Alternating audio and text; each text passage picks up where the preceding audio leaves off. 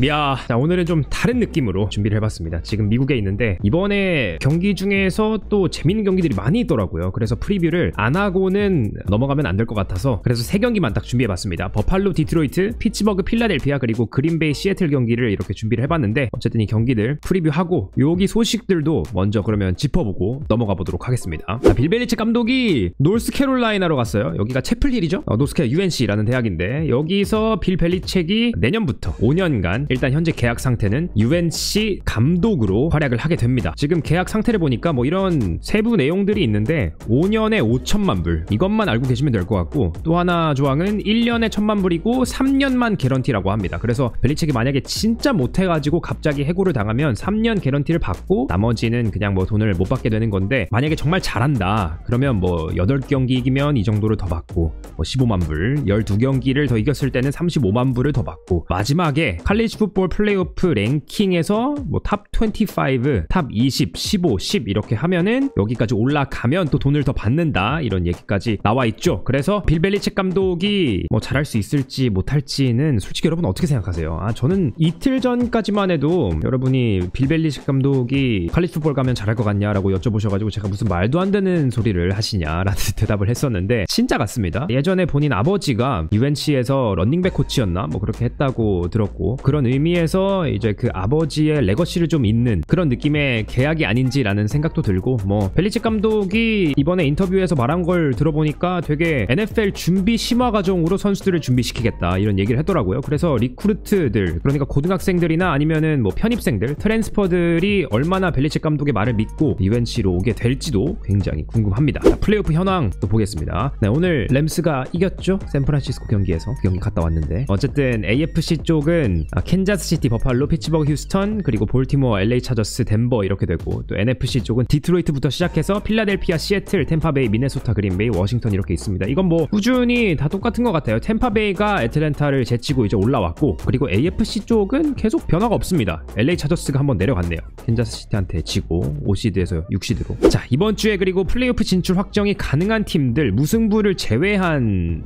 얘기입니다. 그래서 휴스턴은 마이애미 상대로 승리를 하고 인디애나폴리스가 패배를 하면 이제 휴스턴이 플레이오프 진출 확정을 할 수 있고, 피츠버그는 필라델피아 상대를 승리하면 바로 플레이오프 확정이고, 마이애미와 인디애나폴리스 두 팀 모두 지면 플레이오프 확정입니다. 필라델피아 상대로 지더라도요. 5월이니까. 자, 필라델피아는 피츠버그 상대로 승리 플러스 워싱턴이 패배를 해야 올라가고, 미네소타는 시카고 상대로 승리하면 바로 올라가고, LA 램스가 패배하거나 그리고 시애틀이 패배한다, 이 셋 중에 하나만 이루어지면은 미네소타는 플레이오프 진출할 수 있습니다. 램스는 이겼기 때문에 이건 이제 지워야겠네요. 자, 그러면 시애틀 패배하거나 시카고 상대로 승리를 하거나 하면 미네소타가 올라갈 수 있습니다. 자, 버팔로 대 디트로이트, 이게 진짜 빅매치인데 양팀 모두 플레이오프 진출 확정이고, 버팔로는 현재 지구 우승, 디트로이트는 현재 최소 와일드카드 확정을 한 상태입니다. 제가 봤을 때는 이 두 팀이 뭔가 느낌이 비슷해요. 근데 플레이 스타일이나 뭐 이런 걸 봐서 비슷하다기보다는 그냥 버팔로랑 디트로이트가 오랫동안 못해왔던 팀들이 이제 막 살아나가지고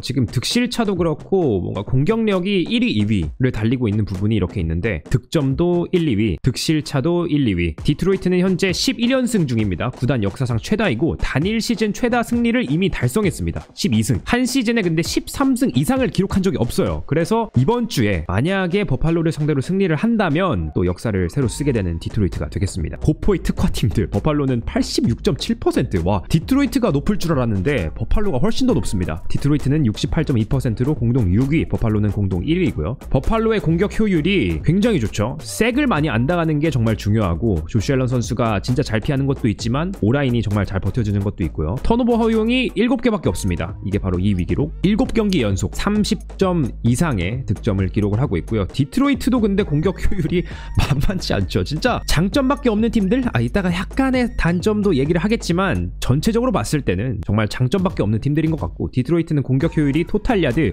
394.8야드 2위, 러싱 패싱은 각각 4위, 서드다운도 4위, 디트로이트 득점력은 또 2쿼터에 평균 14.2점을 득점합니다. 미쳤어요. 2쿼터에 그러니까 달아나고 그리고 리드를 안 뺏긴다는 얘기죠. 앨런 대 블리츠. 앨런은 블리츠 상대로 14개의 터치다운 그리고 인터셉션을 하나밖에 안 던지고 있습니다. 패서 레이팅이 123.8이에요. 근데 디트로이트는 블리츠를 굉장히 많이 사용하죠. 왜냐면 허친슨이 지금 부상으로 떠나가고, 허친슨 말고 사실 패스러치를 잘하는 선수가 없기 때문에 그나마 알린 맥닐인데, 알린 맥닐도 현재 색이 3.5개밖에 없고 에이든 허친슨 선수가 7.5개니까 알린 맥닐 선수가 2위인데 팀 내에서 3.5개면은 많이 적은 편이죠. 허친슨에 비해서는. 그래서 아마 앨런이 블리츠가 나오면 그래도 디트로이트 수비를 좀 씹어먹을 수 있지 않을까라는 생각이 듭니다. 앨런 대 대인 방어도 굉장히 좋고요. 디트로이트 대인 방어 사용률도 상당히 높은데 대인 방어와 블리츠가 좀 같은 맥락이라고 보시면 돼요. 블리츠를 하면은 선수들이 더 백필드로 들어가기 때문에 뒤쪽에서 지역 방어를 할 수가 없습니다. 선수가 부족해요. 머릿수가. 그래서 이제 대인 방어를 할 수밖에 없는 거고 여기서는 앨런 대 대인 방어 블리츠와 비슷한 내용으로 이렇게 나와 있습니다. 조시 앨런 미친 공격력. 최근 2경기에서 토탈 터치다운이 10개, 턴오버가 없습니다. 턴오버 실수를 이 약점을 고쳤어요. 조시 앨런이. 패싱 5개, 러싱 5개. 제러드 고프 얘기로 넘어가 보자면 10개의 인터셉션 모두 지역 방어 상대로 나왔는데 버팔로 빌스는 사실 지역 방어를 일부러 많이 사용하는 것도 있지만 대인 방어를 좀 못해서 지역 방어를 어쩔 수 없이 하는 것도 있죠. 근데 어쨌든 지역 방어를 상대로 제러드 고프의 성적이 많이 좋지 않다. 불안한 버팔로 수비. 지난주 실점 44점, 허용 야드 457야드, 퍼스트다운 허용이 28개, 허용 서드다운 컨버전이 73.3%였습니다. 그러니까 LA 램스를 상대로 진짜 뚜까 맞았는데 램스가 또 샌프란시스코 상대로는 득점을 오늘 못하더라고요. 비가 와서 그랬는지 아니면은 진짜 드레이 그린로 선수, 프레드 워너, 닉 보사, 후방가 다 돌아와가지고 샌프란시스코의 수비가 그만큼 잘해줬는지는 잘 모르겠지만 어쨌든 LA 램스가 완전히 버팔로 수비를 작살냈었죠. 지역 방어를 잘 뚫는 선수들이 진짜 많기도 했고요. 허용 러싱 야드 123.1야드로 이번 시즌 20위입니다. 깁스와 몽고메리를 잘 막을 수 없을 것 같아요. 없을 것 같고 디트로이트 수비는 도대체 어떻게 버티고 있는 건지. 와, 평균 실점이 18점입니다. 2위. 러싱 야드, 테이크어웨이 다 굉장히 높은 성적을 보유하고 있고 색 4개 이상 기록한 선수는 아직도 에이든 허친슨 2위. 이거 아까 말씀드렸죠? 7.5개로 허친슨이 유일하고 2위가 알린 맥닐. 근데 이게 사실 약점이라고 보기에는 애매한 게 이 부상 때문에 경기를 진 적은 없지만 그래도 약점을 꼽으라면 이게 있겠죠. 지난주 IR과 단기간 부상으로 빠졌던 선수들이 총 15명이었는데 수비 쪽에 대부분 프론트 세븐이었습니다. D라인맨들 아니면 라인베커들이었기 때문에 이 부상 복귀가 좀 지연이 된다면 아무래도 버팔로 같은 팀을 만나서는 사실 이기기가 쉽지 않은데 막으려고 하지는 않겠죠. 디트로이트 공격이 그냥 그만큼 득점을 해주면 되니까, 버팔로를 따라가면 되니까, 따라가는 것도 아니고 디트로이트가 그냥 먼저 리드를 해버리면 되니까 수비는 뭐 버팔로를 2-3번 정도만 막아주면 전체 드라이브 중에 되지 않을까라는 생각이 들어가지고 디트로이트가 또 이 경기를 이길 수도 있을 것 같지만 저는 캔자스시티에게 그 유일한 패배를 안겨줬던 버팔로를 이번에 좀 디트로이트를 상대로도 믿어보겠습니다. AFC의 1번 시드도 깨고 NFC의 1번 시드도 깨버리는 버팔로 빌스. 그래서 디트로이트에서 열리는 경기이긴 하지만 원정팀인 버팔로의 7경기 연속 30점 득점 이상, 디트로이트 수비는 부상이 많고 35대 30 보겠습니다. 35대 30 버팔로 승. 자, 다음은 피츠버그 대 필라델피아. 슈퍼볼 시대 피츠버그 상대로 필라델피아가 홈 10승 무패입니다. 이거 진짜 신기하지 않나요? 필라델피아가 홈 10승 무패입니다. 근데 러셀 윌슨은 필라델피아 상대 6전 전승. 성적이 굉장히 좋죠. 둘 중에 하나는 무조건 깨져야 되는 경기입니다. 피츠버그 남은 스케줄이 정말 만만치 않습니다. 필라델피아, 볼티모어, 캔자스시티, 그리고 마지막 신시내티도 이건 절대 쉬운 경기가 아니기 때문에 피츠버그는 지금 정신 똑바로 차리고, 여기서 피츠버그 10승 3패인데 필라델피아한테 지고 쭈르륵 지면은 10승 7패로 끝나는 거거든요. 그런 불상사는 막아야 됩니다. 피츠버그. 필라델피아 현재 9연승 중이고요. 지난주에 캐롤라이나를 상대로 조금 불안한 승리를 보여줬지만 그래도 승리였기 때문에 9연승 중 구단 역사상 타이 기록이라고 합니다. 최다 타이 기록. 필라델피아 1쿼터 슬로우 스타트. 이번 시즌 내내 1쿼터에서의 득점이 많이 없었어요. 평균 1.3점 득점이고 32위입니다. 꼴찌죠, 꼴찌. 대신 2쿼터에서 4쿼터에 평균 25득점을 올리고 있습니다. 디트로이트가 1위고요. 두 팀 모두 러싱 시도는 많은데, 그러니까 필라델피아, 피츠버그 2위. 근데 필라델피아가 효율이 훨씬 더 좋죠. 5.2야드, 피츠버그는 3.9야드. 필라델피아는 경기 평균 190.5 러싱 야드, 러싱 터치다운 25개로 이번 시즌 1위. 피츠버그 수비는 91.5 러싱 야드 허용을 하고 있습니다. 많이 허용을 안 하고 있고 필라델피아는 많이 전진을 하고 있고, 어디가 무너질 것이냐. 바클리는 유의미한 지표에서 거의 다 1위입니다. 경기 평균 야드 124.8, 시도당 야드, 스크리미지 야드, 스크리미지 터치다운이 또 신기한 게 13개인데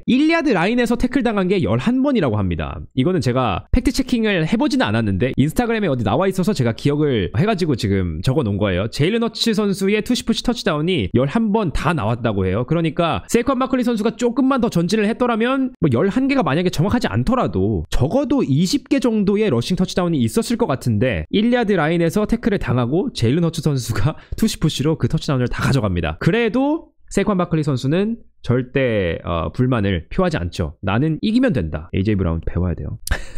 근데 뭐 불만이 있을 만하죠. 솔직히 AJ 브라운 이해가 갑니다. 근데 세이콘 바클리 선수는 또 뉴욕 자이언츠에서 왔으니까 이게 이기는 것도 어떻게 보면은 바클리한테 되게 생소한 경험이잖아요. 그래서 지금 그렇게 뭐 얘기를 하고 있다고 하고, 바클리 선수는 후반에 살아납니다. 1623야드 중에 1057 러싱 야드를 후반에 기록을 했다고 합니다. 스크리미지 야드도 1200야드. 세컨 바클리는 후반에만 나와도 이렇게 잘한다. 필라델피아의 강한 수비 6주차 이후에 15.3실점을 1위입니다. 하고 있고요. 토탈 야드 수비 1위. 하지만 러셀 윌슨은 선발 출전에서 6승 1패, 터치다운 12개와 인터셉션 3개를 기록하고 있는 상태입니다. 필라델피아에 굉장히 잘하고 있지만 좀 어린 수비가 어떻게 러셀 윌슨을 상대로 플레이를 할 수 있을지도 굉장히 궁금하네요. 필라델피아의 약한 패싱 공격. 허치 선수는 최근 3경기에 평균 135 패싱 야드를 기록을 하고 있고, 지난주에는 단 108야드밖에 못 던졌습니다. AJ 브라운과 드본테 스미스 모두 출전하면 올 시즌 8승 무패이긴 한데 전혀 이 웨폰들을 AJ 브라운 선수랑 드본테 스미스 선수한테 돈을 굉장히 많이 줬는데 잘 사용하지 못하고 있는 모습이 좀 안타까워요. 근데 세컨 바클리가 왔으니까 세컨 바클리 선수에게 조금 더 공을 줄 수밖에 없는 건 당연한 거죠. 제일런 허츠 선수는 그래도 대인 방어 상대로 현재까지는 성적이 좋습니다. 패서 레이팅 124점인데 이거는 AJ 브라운 선수한테 그냥 점프볼을 줘도 AJ 브라운 선수가 거의 다 잡아주니까 이런 결과가 나오지 않았나 싶습니다. 피츠버그는 대인 방어를 굉장히 많이 사용하고요. 근데 피츠버그는 테이크어웨이가 28개나 있고 필라델피아는 기버웨이가 6주차부터 단 3개밖에 없습니다. 제일런 허츠의 턴오버, 이 안 좋은 습관들도 다 고쳐진 건가? 그건 잘 모르겠어요. 세이콘 바클리 선수가 다 해결을 해주고 있으니까 패스를 거의 던질 필요가 없단 말이죠. 저는 그래서 그래도 피츠버그의 테이크어웨이 능력을 좀 믿고, 피츠버그의 수비는 후반에 세이콘 바클리 선수에게 무너지지 않을 걸 믿고, 이번에도 원정팀 좀 이상한데? 이번에도 원정팀 피츠버그를 믿어보겠습니다. 26대 한 24 정도로 피츠버그가 이기는 경기 한번 그려보도록 하겠습니다. 자, 다음 그린베이 대 시애틀. 플레이오프 현황으로 봐서는 3시드 시애틀 대 6시드 그린베이. 저희 성적이 더 좋은데 필이면 NFC 북부지구여가지고 사실상 플레이오프 매치업 프리뷰입니다. 최근 10번의 매치업 모두 홈팀 승리였고요. 이것도 진짜 신기하죠. 최근 6경기 중 5경기가 그린베이 홈이었다고 합니다. 그린베이는 9승 4패인데 패배했던 상대가 디트로이트한테 2번 지고 미네소타한테 1번 지고, 그러니까 NFC 북부지구 빼면은 필라델피아가 유일한 패배입니다. 조던 러브 턴오버가 많이 줄었나? 바이위크 후에는 3승 1패 67.1%의 패스 성공률, 터치다운 6개, 인터셉션 하나. 근데 터치다운 6개가 좀 저는 아쉬워요. 4경기 동안 6개를 던진 거는 평균 생산력에 비하면 조금 떨어지는 수치라고 저는 생각을 하는데, 그래도 뭐 인터셉션이 줄었으니까, 그리고 조시 제이콥스가 좀 캐리를 해주고 있으니까 조던 러브 선수 꾸준히 이렇게만 뭐 플레이를 해줬으면 좋겠습니다. 사실 그냥 많이 안 쓰는 중이죠. 제이든 리드가 살아나야 돼요. 지난주에 저 판타지 0점을 주더라고요. 물론 저는 플레이오프 안 가지만 의미가 없어서 화가 나진 않았습니다. 근데 어쨌든 제이든 리드 선수 살아나야죠.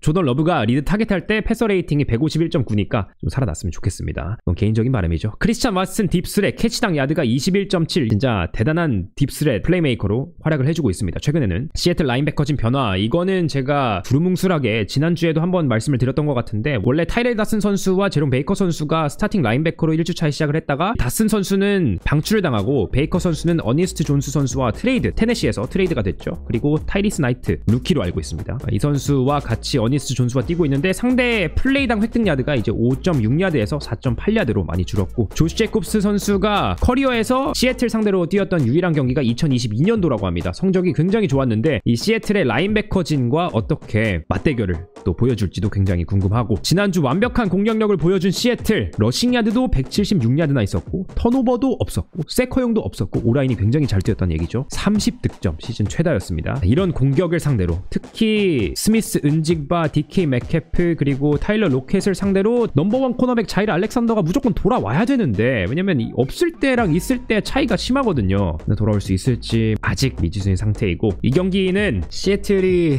지난주에 너무 좋은 좋은 경기력을 보여줘서 좀 애매하긴 합니다만, 제 지인 중에 한 분이 저한테 시애틀 팬이신데 저한테 이 경기로 식사 내기를 하자고 하시더라고요. 그래서 저는 무조건 그린베이 가야죠. 그린베이의 제이콥스 활약, 맹활약 기대해보겠습니다. 제이콥스 2터치다운, 2 스크리미지 터치다운, 23대 20으로 그린베이가 이기는 좀 어글리한 풋볼 경기, 썬데이 나잇 풋볼 경기 예상을 해보도록 하겠습니다. 여러분, 저는 또 직관 여행 무사히 잘 즐기고 다음 주에 또 여러분 곁으로 돌아가겠습니다. 오늘도 시청해주셔서 감사드리고요. 짧게 이렇게 프리뷰를 준비해봤지만 너무 재밌는 경기들이 많은 것 같아가지고 뭐 안 할 수가 없었습니다. 여러분, 그러면은 다음 주 목요일 라이브로 16주차 프리뷰 라이브로 뵙겠습니다. 이바!